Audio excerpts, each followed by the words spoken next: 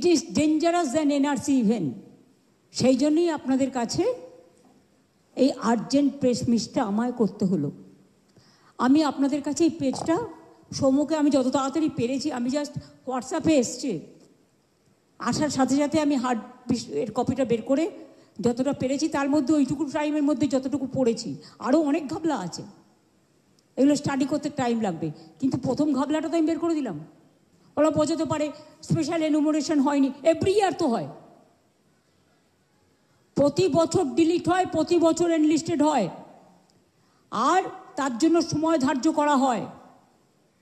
আর তাছাড়াও ইলেকশনের দিন প্রত্যেকে গিয়ে দেখে বুথ কেন্দ্রে যে ভোটার লিস্ট থেকে 25টা নাম বাদ, 30টা নাম বাদ, লাস্ট মোমেন্টে বিজেপির কথায় নামগুলো কেটে দেওয়া হয়।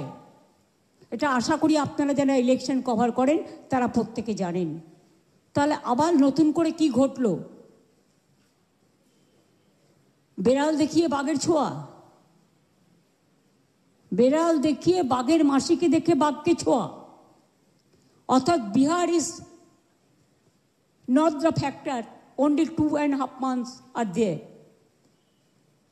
Bengal is targeted, and after that all the state will be targeted, and they will capture the election like this.